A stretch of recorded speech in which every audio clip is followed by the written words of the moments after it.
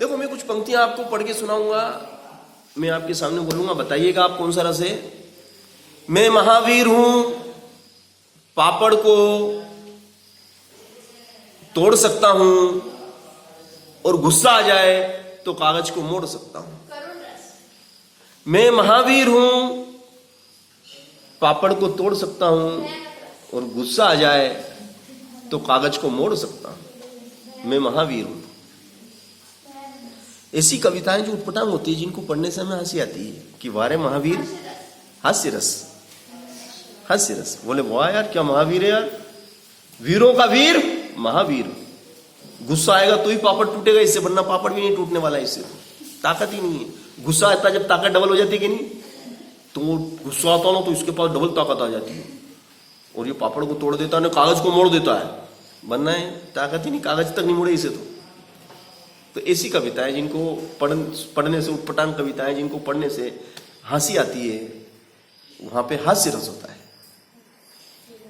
ना, हास्य रस होता है ना, ठीक है। और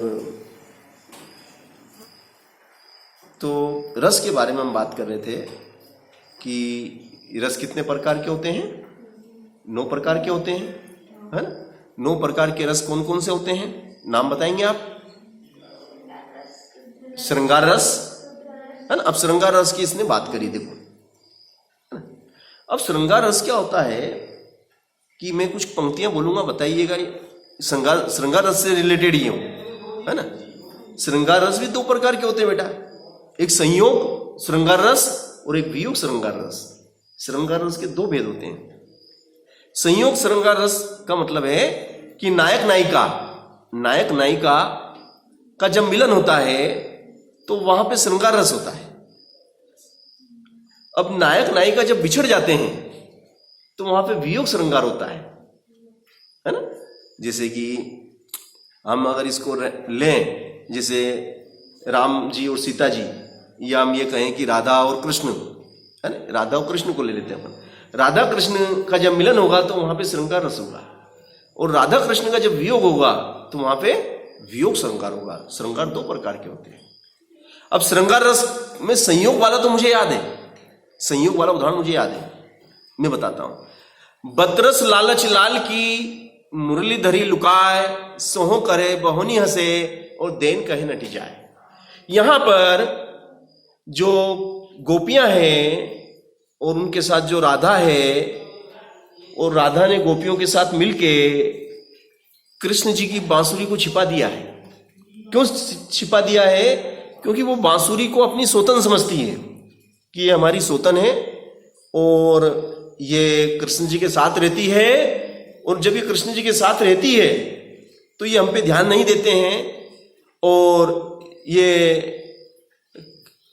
इस बांसुरी में डूबे रहते हैं, और इस बांसुरी को अपने अधरों पे यानी कि होठों पे लगा के रखते हैं। और ये जो बांसुरी है ये कृष्ण जी को हमसे छीनना चाहती है, कृष्ण जी को हमसे दूर ले जाना चाहती है। ये हमारी सोतन है, हमारी दुश्मन है। इसकी वजह से कृष्ण जी हम हमारे ऊपर ध्यान नहीं दे पा रहे हैं, और हम कृष्ण जी हमें समय नहीं दे पा रहे हैं। तो वो क्या करती है कि कृष्ण जी एक झाड़ के ऊपर बैठ के बांसुरी बजाते रहते हैं, और बांसुरी बजाते बजाते जैसे ही वो बांसुरी को पास में रखते हैं तो पीछे से गोपियां आती है और धीरे से बांसुरी को उठा के छिपा लेती है। अब फिर थोड़ी देर बाद जैसे उनकी इच्छा होती है बांसुरी बजाने की, तो वो बांसुरी को उठाने के लिए जैसे हाथ करते हैं तो बांसुरी उस जगह पे नहीं होती है। तो वो फिर चारों तरफ देखते हैं कि बांसुरी गई कहां, नीचे देखते हैं, नीचे भी नहीं है। कभी हो सकता है नीचे गिर गई हो। चारों तरफ देखते हैं तो नहीं दिखती, गोपियां दिखती है चारों तरफ। तो उन गोपियों से फिर उतर के पूछते हैं कि भाई मेरी बांसुरी तुमने ली है, मुझे ऐसा भ्रम हो रहा है, या ऐसी मुझे शंका है कि मेरी बांसुरी तुमने ली है, मेरी बांसुरी तुम मुझे लौटा दो। तो जब कृष्ण जी उनसे बांसुरी मांगते हैं तो वो हंसती है, गोपियां हंसने लग जाती है, हंसने लग जाती है। तो हम समझ जाते हैं कि बांसुरी इनके पास ही है। फिर तो वो वही कह रहे हैं कि बतरस लालच लाल की, वो कृष्ण जी से बात करना चाहती है। बतरस यानी बातें करना चाहती है, उनको बातें करने में जो रस आता है कृष्ण जी से। तो बतरस लालच लाल की मुरलीधरी लुकाए, मुरली को छिपा दिया। क्यों? क्योंकि वो कृष्ण जी से बात करना चाहती है। बतरस लालच लाल की मुरलीधरी लुकाए सोहो करे। जब कृष्ण जी उनसे बोलते हैं कि प्लीज मुझे मेरी बांसुरी दे दो, तो वो कसम खा जाती है। गंगा मैया की कसम, मम्मी की कसम, पप्पा की कसम, सबकी कसम खा जाए। कसम खाने गले पे हाथ रखे, सोहो करे, कसम खा गई और बहुनी हंसे और हंसने लग गई। कसम खाने के बाद में हंस भी रही। बहुनी हंसे देन कहे नटी जाए। और जब कृष्ण जी कहते हैं भैया ठीक है, आप मुझे मेरी बांसुरी दे दो, देन तो वो नट जाती, बोले नहीं हमारे पास तो ही नहीं, है ही नहीं बांसुरी। तो इसमें कौन सा रस हुआ?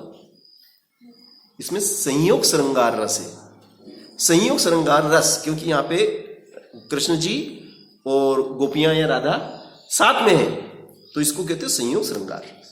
जब नायक नायिका साथ में होते हैं तो वहां पे संयोग श्रृंगार होता है। और वियोग जब बिछड़ जाते हैं, जैसे कि कृष्ण जी चले गए मथुरा और गोपियां रह गई ब्रज में रह गई, है ना। अब दूर दूर हो गए, नायक नायिका बिछड़ गए, तो वहां पे कौन सा रस होगा? वहां पे वियोग श्रृंगार होगा, वियोग श्रृंगार। अब उसका उदाहरण भी मैं आपको बता देता हूं। वियोग श्रृंगार का उदाहरण मैं बताता हूं आपको। उधो मन न भय 10-20, उधो मन न भय 10-20, एक हुतो सो गयो श्याम संग को आराधे ईस, इंद्री शिथिल भई केशव बिनु ज्यो देही बिनु शीस।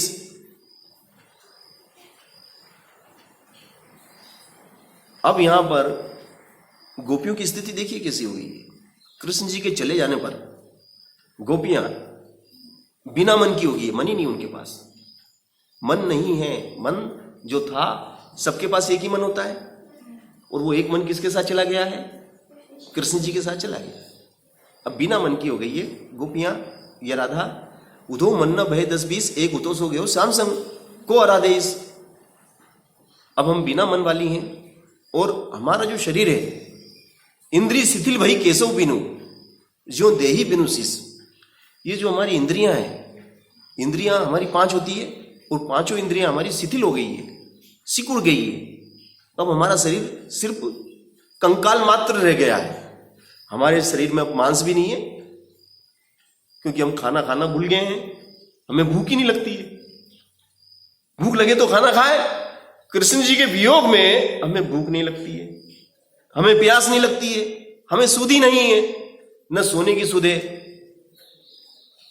तो हमारा जो शरीर है वो कंकाल मात्र रह गया है। इंद्रिय शिथिल भई केशव बिनु, कृष्ण जी के बिना हमारा पूरा शरीर शिथिल हो गया, सिकुड़ गया है। ज्यो देही बिनु शीस, जिस प्रकार से किसी मनुष्य के शरीर से सिर हटा दिया जाता है तो सिर ही हट जाएगा, तो फिर उस शरीर को कुछ खाने को मिलेगा क्या? जब सिर हट जाएगा तो खाने को कुछ नहीं मिलेगा, तो शरीर कैसा होता जाएगा? धीरे धीरे धीरे धीरे सिर्फ हड्डी मात्र, कंकाल मात्र हो जाएगा। अब तुम्हें हमारा सिर तो दिखाई दे रहा है, मगर अब ये सिर यूं समझो है ही नहीं, क्योंकि भूख ही नहीं लगती है, खाने में ही नहीं आता कुछ। तो यहां पे कृष्ण जी के वियोग में, कृष्ण जी के चले जाने पर, कृष्ण जी के वियोग में कृष्ण गोपियों की दुर्दशा का वर्णन किया गया है कि उनकी कितनी दुर्गति हो रही है, कितनी दुर्दशा हो गई है, मौत के निकट पहुंच चुकी है वो। तो इसमें कौन सा अलंकार हुआ? सॉरी, कौन सा रस हुआ? वियोग श्रृंगार। वियोग, कृष्ण जी के वियोग में गोपियां, कृष्ण जी के वियोग में गोपियां परेशान है, तो यह वियोग श्रृंगार है। समझ गया ना? मतलब कृष्ण जी से कितना प्रेम करती है वो। चलो, तो ये श्रृंगार रस के बारे में पहला ही हमारा रस था, श्रृंगार रस, है ना। और ये 2 प्रकार का होता है, संयोग श्रृंगार और वियोग श्रृंगार। इसके बाद में आता रुद्र रस। रुद्र रस का स्थायी भाव होता क्रोध।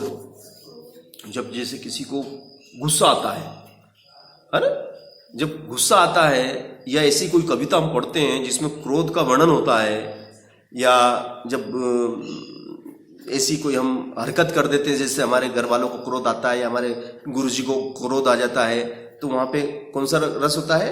रुद्र रस, है ना। भगवान भोलेनाथ जी को ज्यादा आता है ना। रुद्र उन्हीं का नाम है। रुद्र रूप मतलब क्रोधित कौन सबसे ज्यादा होते हैं? भोलेनाथ जी, है ना। रुद्र के नाम से उन्हीं को पहचाना जाता है ना, ठीक है ना। और शांत रस तो मैंने बता ही दिया था आपको, शांत रस भक्ति भाव की जितनी भी कविताएं होती है उसमें शांत रस। वीरस का उदाहरण भी मैंने आपको दिया, है ना। और फिर करुण रस। करुण रस मतलब जैसे आप देख जा रहे हो, मान लो कहीं जा रहे हो आप और आपके सामने किसी के साथ कभी कोई अत्याचार आप देख लेते हैं कि नहीं यार, ये जैसे आप देख रहे हैं कि एक जेंट्स है वो एक लेडीज की पिटाई कर रहा है, चाहे वो उसकी पत्नी हो मगर वो उसकी पिटाई कर रहा है, तो आपको उसके प्रति क्या होता है? दया आती है, दया की भावना आती है और आपकी इच्छा होती है कि नहीं जाके उसको बचाया जाए, है ना। तो वहाँ पे जब किसी की मदद के लिए आपके मन में करुणा उत्पन्न होती है, दया उत्पन्न होती है, वहाँ पे कौन सा रस होता है? करुण रस। करुण का मतलब ही दया, करुणा आ जाना, दया आ जाना, ठीक है ना। और हास्य रस तो मैंने बता ही दिया।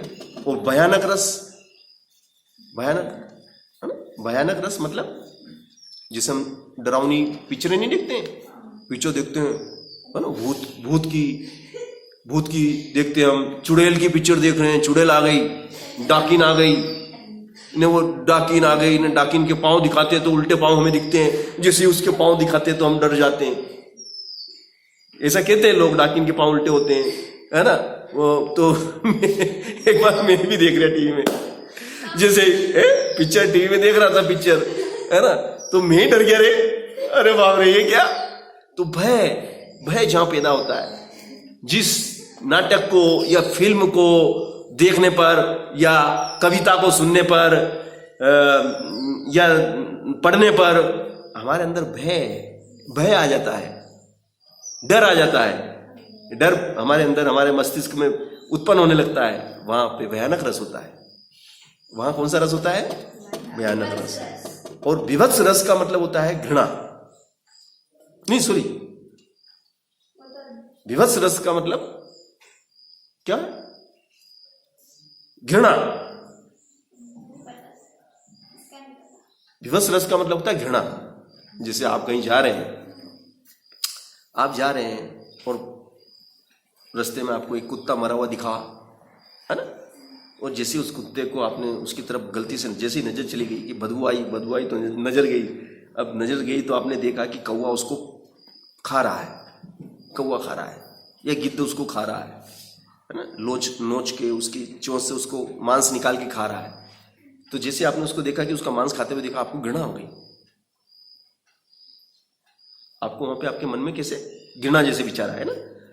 तो वो विवश रस, वहां पे कौन सा रस हुआ? विवश रस। और फिर लास्ट वाला है अद्भुत रस, जो आश्चर्य होता है। जैसे आप ताजमहल को देखते हैं तो ताजमहल को देखते से वाव मुंह में से निकलता, वाव क्या बात है, कितना जोरदार ताजमहल है ना। लाल किले को देखेंगे, कुतुब मीनार को देखेंगे, है ना, ऐसी चीजें अपन देखते हैं तो अपने मन में एकदम मतलब क्या होता है, कहते हैं जिसको कौतूहल आ जाता है मन में, कौतूहल। हम चिल्लाने लगते हैं, हम उछलने लगते हैं, हम कूदने लगते हैं, हम गाना गाने लगते हैं, कुछ भी हम अजीब व गरीब करने लगते हैं, कौतूहल पैदा हो जाता है। तो वहां पे क्या होता है? अद्भुत रस। जब हम कोई अनोखी चीज देखते हैं, अद्भुत, अनोखी, नवीन चीज देखते हैं जिसमें नयापन होता है, अनोखी चीज देखते हैं, तो वहां पे अद्भुत रस होता है। तो ये रस के बारे में मैंने आपको बताया और इनके स्थायी भाव भी मैंने बताया आपको। और रस किसे कहते हैं बता ही दिया मैंने आपको, है ना। काव्य को पढ़ने सुनने या नाटक को देखने पे जिस अलौकिक आनंद की अनुभूति होती है उसे हम रस कहते हैं। रस 9 प्रकार के होते हैं, ठीक है ना, रस 9 प्रकार के होते हैं। तो रस की डेफिनेशन आपको परीक्षा में आएगी कि रस किसे कहते हैं, ये कितने प्रकार के होते हैं, उदाहरण सहित परिभाषित कीजिए, है ना। अब हम बात करें रस की निष्पत्ति की, तो रस की निष्पत्ति किस प्रकार होती है? स्थायी भाव, विभाव, अनुभाव और संचारी भाव। कितने भाव? 4 भाव। स्थायी भाव, विभाव, अनुभाव और संचारी भाव से मिलकर रस की निष्पत्ति होती है। इन चारों के मिलने पर, चारों से रस का जन्म होता है, रस की निष्पत्ति होती है। तो रस के अंग मालूम पड़ गए? रस के अंग कितने हैं? 4 अंग हैं। 4 अंग कौन कौन से हैं? स्थायी भाव, विभाव, अनुभाव और संचारी भाव। संचारी भाव कितने प्रकार के होते हैं? 3 पे 3 33 प्रकार के संचारी भाव होते हैं। ठीक है ना। स्थायी भाव कितने होते हैं? 9 होते हैं। स्थायी भाव कितने होते हैं? 9 होते हैं। ठीक है ना।